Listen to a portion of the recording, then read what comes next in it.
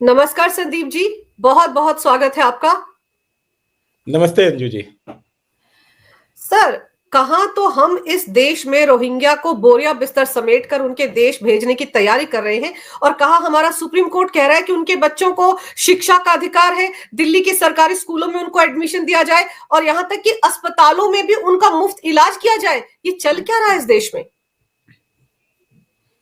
देखिए अंजू जी, मुझे कभी कभी तो हमारे अधिवक्ता भाई कुछ काम ऐसा करते हैं, जब उनके नाम के साथ विद्वान अधिवक्ता कहा जाता है तो मुझे शक होता है विद्वान लिखना किसने शुरू किया। उसी तरह कभी कभी जब माननीय लोगों की तरफ से इस तरह की कोई बात आती है तो माननीय लोग लगता है क्या विश्व के घटनाक्रम को नहीं देख रहे हैं। आप एक घटना देखिए, अभी यूएस में इलेक्शंस हुए और ट्रंप ने आते ही क्या बड़े फैसले लिए। उसने कहा कि अमेरिका की जनता ने दुनिया का ठेका थोड़ी ना ले रखा है भाई। उसने वर्ल्ड हेल्थ ऑर्गेनाइजेशन से कहा अमेरिका बाहर हटेगा। भाई हमारी आबादी 34 करोड़, दुनिया की आबादी 7 करोड़, बीमार पड़े दुनिया के लोग, और भरी अमेरिका की जनता नहीं रहेगा। अमेरिका डब्ल्यूएचओ में भाड़ में जाए, लोग बीमार हो मरे चाहे जो हो सो हो। अमेरिकन का मुझे डब्ल्यूएचओ में नहीं चाहिए, कुछ नहीं दूंगा, और अपना सारा एड जो है खींच लिया। देश को बर्बाद करके देश नहीं रह सकता है। इसके पहले बिडेन साहब देते जा रहे थे, देते जा रहे थे, देते जा रहे थे। भाई हमारे देश का टैक्स पेयर जो है ना, जब तक चुपचाप हर महीने फरवरी और मार्च में जब साल आते हैं तब टैक्स डिडक्ट होते हैं और आराम से 10% 30% सरकार को हाथ में दे देता है, जितना काटना हो काट लो जी। और उसके बाद पूरे साल गाली सुनता है। क्या गाली सुनता है? देश को लूट रहे हैं ये सरकारी कर्मचारी, देश को लूट रहे हैं प्राइवेट सेक्टर में बड़े बड़े काम करने वाले, फ्लाइट से उड़ने वाले लोग, जहाज में चलने वाले लोग।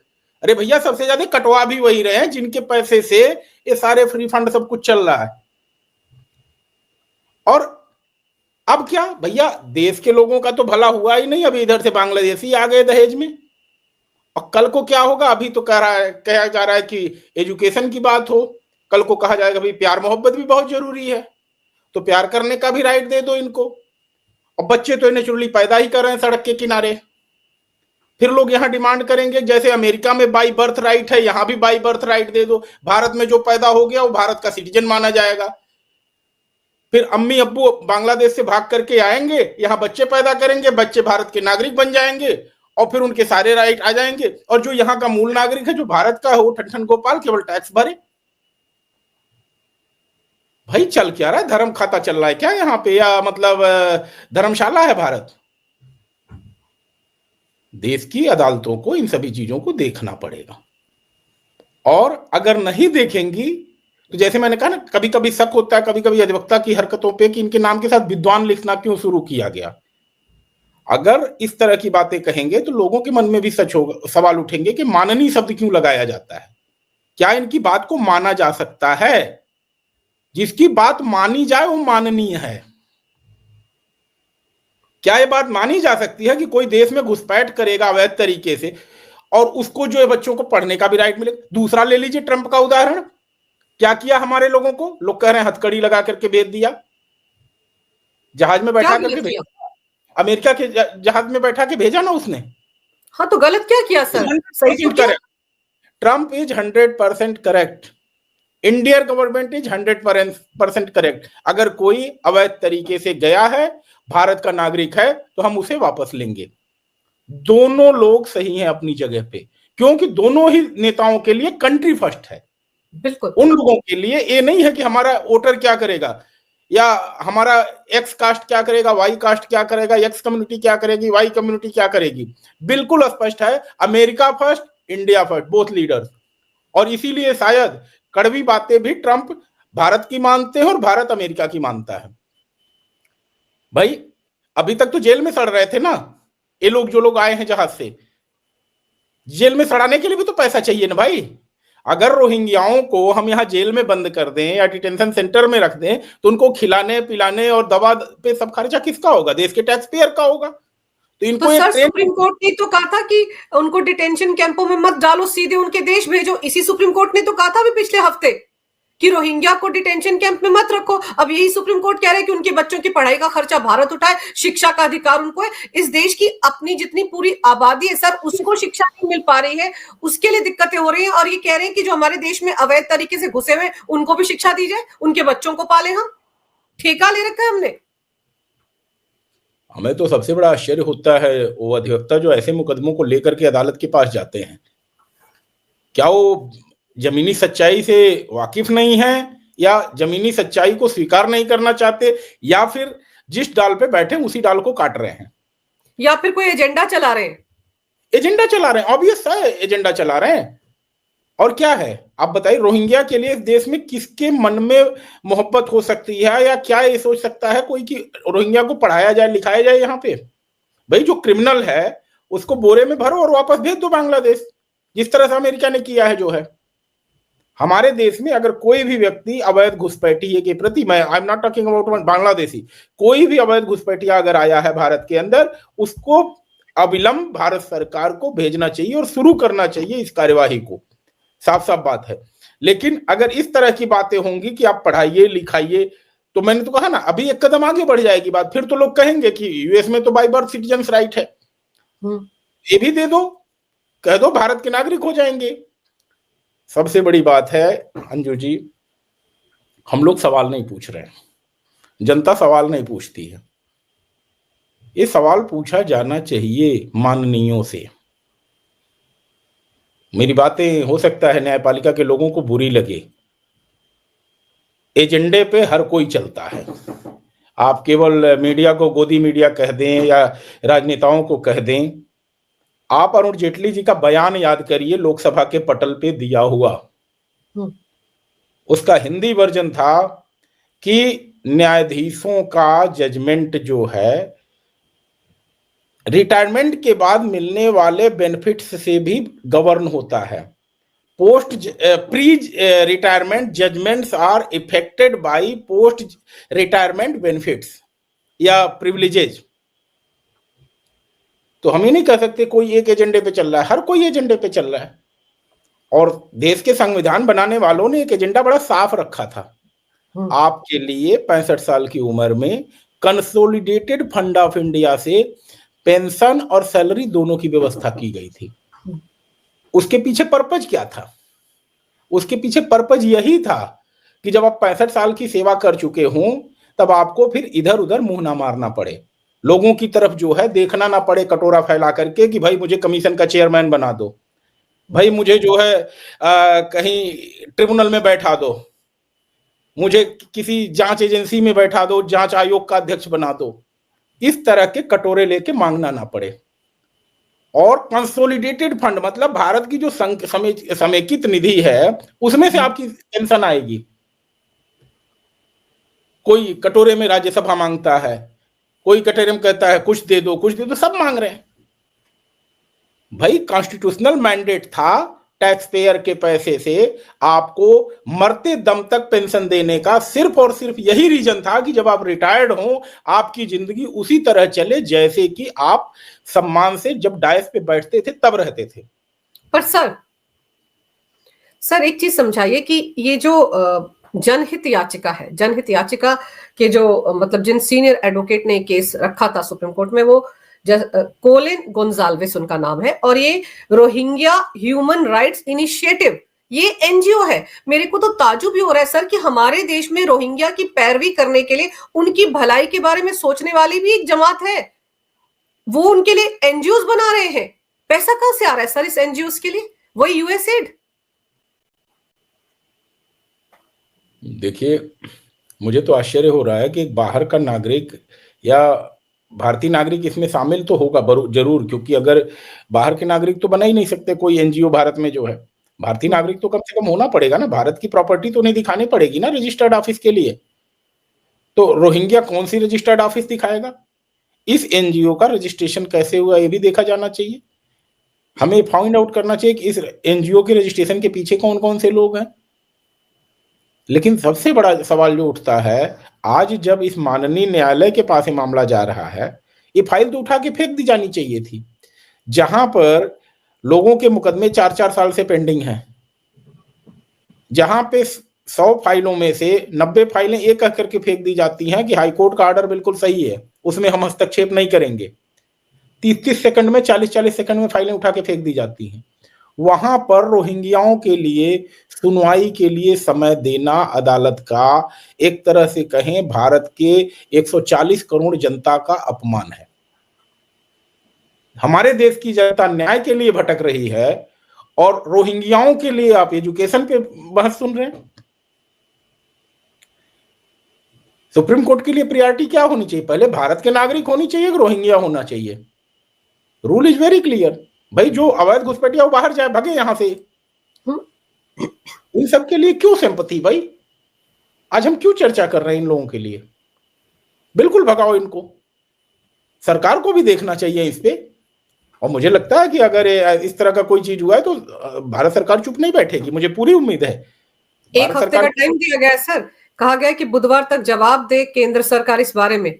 जवाब मांगा गया, एक हफ्ते के अंदर निर्देश एक तरह से दिया गया कि इनको एजुकेशन के लिए स्कूलों में एडमिशन दी जाए सर। जबकि दिल्ली में आपको पता है कि एक मुहिम चल रही है, हर रोज घुसपैठिए पकड़े जा रहे हैं, उनको बाहर भेजने की बात हो रही है। बल्कि देश के अलग अलग राज्यों में ये मुहिम इस वक्त चल रही है, अभियान चल रहा है। और सुप्रीम कोर्ट सॉफ्ट बैठा है सर कि नहीं नहीं, इनको तो पढ़ाई करवानी चाहिए, इनको तो हमें पढ़ाना चाहिए, मुफ्त में पढ़ाना चाहिए, हमारे टैक्स पेयर के पैसे से पढ़ाया जाना चाहिए। क्यों? दामाद है इस देश के। देखिए बहुत स्पष्ट है, अभी तक जो 10 साल का कार्यकाल हमने देखा है, खास करके सुप्रीम कोर्ट और वर्तमान में जो एनडीए सरकार या पिछली भाजपा सरकार थी, रुख बहुत स्पष्ट है। हम सुप्रीम कोर्ट का पूरा सम्मान करते हैं और जहां भी सुप्रीम कोर्ट की बातें न्याय संगत हैं, देश की जनता की भलाई के लिए हैं, वहां पर भारत सरकार हर समय सुप्रीम कोर्ट के फैसले के साथ रही है। और सुप्रीम कोर्ट भी भारत सरकार के उस फैसले के साथ खड़ी रही है जो राष्ट्र के महत्व के विषय रहे हैं। दोनों की तरफ से सम्मान हुआ है, इस बात में कहीं कोई टकराव की स्थिति पिछले 10 साल में देखने को नहीं मिली है। ना ही किसी न्यायाधीश ने ऐसा कुछ कहा है अपने कार्यकाल के दौरान। रिटायरमेंट के बाद तो ज्ञान के चक्षु सबके खुल जाते हैं। बात यहां पे है, केंद्र सरकार का स्पष्ट रुख इसमें आएगा कि रोहिंग्याओं को हम आइडेंटिफाई करके यहां से भेज रहे हैं। साफ बात, यहां पढ़ाने लिखाने का तो कोई बनता ही नहीं है। मुझे पूरा भरोसा है केंद्र सरकार का यही स्टैंड होगा। और इसके अलावा कोई स्टैंड जो है, जब अमेरिका की जनता स्वीकार नहीं कर सकती है, जिसकी जीडीपी हमसे कई गुना ज्यादा है, जहां पर कैपिटा इनकम बहुत ज्यादा है, तो हमारे यहाँ जो लोग, कुछ लोग मिनिमम वेजेस से कम पे भी अपना गुजारा करते हैं, उस देश में कहीं से भी जनता और ना ही सरकार इस बात को स्वीकार करेगी कि हम दूसरे देश के लोगों को जो अवैध तरीके से आए हुए हैं उनको किसी तरह से पर्क एंड प्रिविलेजेस देने के लिए भारत का राजकोष खाली करें। सर फैसले में ये कहा गया है कि नो डिस्क्रिमिनेशन, भेदभाव ना हो।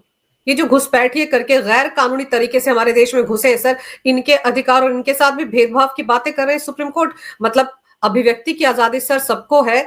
हम कहते हैं कि सुप्रीम कोर्ट के फैसलों पर सवाल नहीं उठाना चाहिए, कुछ बोलना नहीं चाहिए, लेकिन आज की तारीख में तो हर किसी के पास मोबाइल है, सोशल मीडिया प्लेटफॉर्म है, लोग सवाल उठाने शुरू हो गए हैं कि सुप्रीम कोर्ट ये कैसे फैसले सुना रहा है। तो अगर मैं ये कह रही हूं आपसे कि सर ये कैसे संभव है जो गैर कानूनी तरीके से आपके देश में घुसा है, सबसे पहला कानून तो उसने वहीं तोड़ दिया। यही तो अमेरिका वाले मामले में हुआ ना, भारत के जो लोग अमेरिका में गैर कानूनी तरीके से घुसे, पहला कानून तो उन्होंने वहीं तोड़ा, उसी के चलते उनको जेल में डालकर तुरंत बाहर उन्होंने किया। तो हमें भी तो ये करना चाहिए। और इस याचिका, इसमें कोर्ट ने ये भी कहा है कि पता कीजिए परिवार कहां रहते हैं दिल्ली में, सबको पता है सर कहां रहते हैं, ये भी कहा गया है इस आदेश में। देखिए, अगर क्लासिफाइड आप हैं, क्लासिफिकेशन हो चुका है, तो उस क्लासिफिकेशन के हिसाब से ही चीजें बनेंगी। हम आप यहां बैठ करके इतने देर से आराम बात कर रहे हैं, लाइव जनता देख रही है। क्या कोई न्यायालय, कोई पत्रकार इस बात की मांग कर सकता है कि तिहाड़ जेल के अंदर जितने भी कैदी बंद हैं उनको भी इसी तरह वीडियो में बैठ करके लाइव डिबेट करने का राइट दे दिया जाए? नहीं ना, क्लासिफाइड है ना। उनके पर्क एंड प्रिविलेजेस बदल गए जब वो क्लासिफाई हो गए। They are detaining, they are criminals. Once you illegally entered into this country, you are illegally, कहें कि आप एक तरह से जेल में हो। अब भारत के अंदर कानूनन आप जेल में हो, भले आपको भारत के अंदर घूमने की स्थिति मिल गई है, लेकिन you are classified as a illegal immigrant. The day you entered as a illegal immigrant, you are no more at par with Indian citizens. आप भारतीय नागरिकों के बराबर नहीं हो सकते। भारतीय नागरिक होने के लिए आपको नेपाल का नागरिक होना पड़ेगा। भारतीय नागरिक के बराबर होने के लिए आपको भूटान की प्रजा होना पड़ेगा, जिसके लिए हमारे और दोनों देशों के बीच ऐसे मित्रवत संबंध है कि ना वीजा दिखाइए, ना पासपोर्ट दिखाइए, जब आना हो जाइए, और कहीं कोई रोक टोक नहीं है। लेकिन जब एक सिस्टम बना हुआ है वीजा एंड पासपोर्ट का, उस चीज को वायलेट करके हमारे देश में आप आते हैं, तो you can't ask for a equal right. आपका राइट भारतीय नागरिक के बराबर नहीं है। जब आपका राइट भारतीय नागरिक के बराबर नहीं है, तो अधिकार भी आप मांग नहीं सकते, चाहे आप हो चाहे आपके बच्चे हों। तो अगर रोहिंग्या हैं तो they are illegal immigrants and they are classified as a different, so different person should be treated differently. Supreme court खुद ही कह चुकी है। तो जब ये रोहिंग्या हैं, इलीगल तरीके से आए हुए हैं, तो इनके लिए मुझे लगता है कि केंद्र सरकार का स्टैंड बिल्कुल क्लियर होगा कि they are illegal immigrants, they will be send back to their respective country and we have no mercy for them, whatever the legal obligation may be, whatever the international obligation will be. If US can't afford this, India why tolerate, Bharat tolerate नहीं करेगा। Exactly. ये जो right to education है, जिसके तहत ये बातें हो रही थी सुप्रीम कोर्ट में कि डिस्क्रिमिनेशन नहीं होना चाहिए, भेदभाव नहीं होना चाहिए, ये राइट टू एजुकेशन क्या कहता है? हमारे भारत के नागरिकों के लिए है ना ये, या विदेशों के लिए भी, गैर कानूनी तरीके से इस देश में घुसे हुए लोगों के लिए भी है? भारत के नागरिकों के लिए है, every citizen, word is use every citizen. तो first you have to be a citizen to claim this right. तो फिर इनको तो नागरिक बनाने की दिशा में ही एक कदम उठा लिया गया है सुप्रीम कोर्ट की तरफ से, मैं ये कह सकती हूँ क्या? आप जब उनको कह रहे हैं कि डिस्क्रिमिनेशन ना हो, उनको राइट टू एजुकेशन हो, पढ़ने का राइट हो, अस्पतालों में जाकर मुफ्त का इलाज लेने का राइट हो, तो फिर तो कल को सुप्रीम कोर्ट कह देगा इन सबको नागरिक बना दिया जाए। देखिए, नोटिस हो जाना, सरकार का जवाब दे देना, इस कंक्लूजन पे नहीं पहुंच जाना चाहिए कि सुप्रीम कोर्ट का यही स्टैंड है, क्योंकि केंद्र सरकार का जवाब आएगा और दिस में बी फ्लक्स ऑफ टाइम की, मतलब आज ऐसा लग रहा है कि सुप्रीम कोर्ट कहीं से राइट देने जा रही है, लेकिन केंद्र सरकार के स्टैंड के बाद सुप्रीम कोर्ट का भी रुख बदल सकता है। क्योंकि जिन बातों को हम कह रहे हैं, अगर इसी बात को केंद्र सरकार वहां पे कहेगी, तो क्या सुप्रीम कोर्ट के पास इन सवालों का कोई जवाब होगा? क्योंकि घर चलाने की जिम्मेदारी सुप्रीम कोर्ट की नहीं है, घर चलाने की जिम्मेदारी भारत सरकार की है। तो पैसा भारत में कहां से आएगा, इसको वित्त मंत्री और प्रधानमंत्री और वाणिज्य मंत्री सबको बैठ करके सोचना पड़ता है। तो पैसा जब आएगा कैसे सोचना भारत सरकार को है, तो पैसा खर्च कैसे होगा बताएगा कौन? भाई ये तो बहुत बढ़िया है कि घर में 5 लोग कमाने वाले हैं, 5 लोग रहने वाले हैं, 4 लोग खाने वाले हैं, 1 कमाने वाले हैं, 4 में से 1 आ गया, वो कहता है जी मैं प्रयागराज कुंभ में जाके 200 करोड़ दान करके आ जाऊंगा। एक कह रहा है कि मैं भैया एयरफोर्स 1 का जहाज खरीदूंगा, और कमाने में सिर्फ 1 आदमी है। तो कमाने में जब भारत सरकार है, तो खर्च करने की भी जिम्मेदारी तो भारत सरकार की है। कि ऐसे ज्ञान लोग देते रहेंगे कि अगले को धर्मादा दे दो, धर्मशाला में दे दो, इस तरह से चीजें नहीं चलेंगी। और टैक्स पेयर जो है ना अंजू जी, बोलना पड़ेगा, मुखर होना पड़ेगा। आपका काम केवल पैसा कमाना नहीं है, आपका काम ये भी है कि जब मार्च में आपकी सैलरी कटती है, जब आप रिटर्न दाखिल करते हो, तो जो टैक्स दे रहे हो उसमें भी आप सरकार से सवाल पूछो कि ये पैसा मेरा जा कहां रहा है। अगर अमेरिका की जनता अपने राष्ट्रपति से कहती है कि हम वर्ल्ड बैंक का जिम्मेदारी क्यों उठाएं, बिडेन सरकार में आपने देखा नहीं कि वहां से अफगानिस्तान से अमेरिकी फौजें भाग गईं? क्यों भागी? क्योंकि अमेरिका की जनता आज आंख खोल ली है अपनी, उसको दिखाई दे रहा है कि हमारे ही पैसे खा करके हम ही को लोग गाली दे रहे हैं, तो उससे बेहतर है ना कि पहले निकल लिया जाए। आप इन बच्चों को जी पर सर एक चीज ये भी है ना कि आप देखो कि जैसे इतने सारे रोहिंग्या जो रेल ट्रैक के आसपास बसे हुए हैं, बहुत सारे रोहिंग्या जम्मू में जाकर बसा दिए गए हैं बड़े स्ट्रेटेजिकली। आप देखो जम्मू कश्मीर में कितने सारे जो आर्मी के कैंप पर अटैक हुए, बाद में पता चला कि मुखबरी रोहिंग्यास ने की जो वहां पर इलीगली बसाए गए हैं। जम्मू कश्मीर की सरकार है, वहां का एक मंत्री कहता है कि नहीं नहीं, उनको पानी भी देना चाहिए, उनको बिजली भी देनी चाहिए, ये उनका अधिकार है। ऐसी जमात भी इस देश में है। और फिर ये जब केस इनको इनके घर तोड़े जाते हैं, इनको जब वहां से हटाया जाता है, तो एक जमात ऐसी है वकीलों की जो पहुंच जाती है कोर्ट केस लेकर कि इनको वहां से हटाया जा रहा है। बेचारे कहां जाएंगे, बेचारे क्या करेंगे? इस देश में ये ऐसे लोग भी तो है ना सर, उनसे भी तो डील करना पड़ता है। फिर मैं ये कहूंगी कि ऐसे एनजीओ को, जो कि रोहिंग्या ह्यूमन राइट्स इनिशिएटिव है, इनको पैसा कहां से आता है, कैसे चल रही है ये एनजीओ इस देश में, जबकि कितनी सारी एनजीओ को तो बैन कर दिया था मोदी सरकार ने। देखिए, एक टर्म यूज होता है, अनइक्वल्स कांट बी ट्रीटेड इक्वली, और इक्वल्स को अनइक्वली ट्रीट करना भी जो है आर्बिट्रेरीनेस है, मनमानापन है। आप जिस बात को कह रहे हैं उसी बात को मैं दो घटनाओं से जोड़ के बताता हूं। आप उत्तराखंड में एक जगह थी, मुझे जगह अभी एग्जैक्ट दिमाग में नहीं आ रही है, हल्द्वानी का मामला। हाँ। वहां पर कोर्ट का रुख दूसरा था। हाँ। उसके बाद जब यहां पर सुपरटेक के टावर की बात आई तो सुप्रीम कोर्ट का रुख दूसरा था, पूरा टावर ही तोड़ के गिरा दिया गया। तो आपको सब चीजों को कंसीडर करते वक्त देखना पड़ेगा कि देश का जनमानस उस चीज को स्वीकार करता है कि नहीं करता है। सुप्रीम कोर्ट के पास कोई बात पहुंचती है तो इसका मतलब है कि नहीं है कि ये फाइनल है। अभी जब तक केंद्र सरकार का रुख नहीं आता है, हमें सुप्रीम कोर्ट की बात को फाइनल नहीं मानना चाहिए। और केंद्र सरकार का जब रुख स्पष्ट होगा, उसमें मुझे पूरा भरोसा है और कहीं नहीं लगता है कि डोनाल्ड ट्रंप से इतर होगा। दोनों के कॉन्सेप्ट बहुत क्लियर हैं इस मामले में, चाहे नरेंद्र मोदी हो, माननीय प्रधानमंत्री भारत सरकार, या फिर डोनाल्ड ट्रंप। दोनों का है कि हम अपने देश की टैक्स पेयर का पैसा जो है बर्बाद नहीं कर सकते। उस व्यक्ति ने, सोचिए, नरेंद्र मोदी जी ने डीबीटीएल के जरिए कितनी लीकेजेज खत्म की। तो जो व्यक्ति लीकेजेज खत्म कर रहा है वो एक नई टैक्स लायबिलिटी अपने टैक्स पेयर्स पे डालेगा? Obviously not. इस बात पे हमें थोड़ा सा इंतजार करना चाहिए। और मानिए कि यही जो हम लोग आज यहाँ बैठ करके बात कर रहे हैं, इस तरह का रुख ही केंद्र सरकार सुप्रीम कोर्ट के सामने रखेगी, और सुप्रीम कोर्ट भी इस बात को मानने के लिए बाध्य होगी, क्योंकि इन सवालों का जवाब जो हम लोग चर्चा में आज कर रहे हैं शायद सुप्रीम कोर्ट के पास भी नहीं है।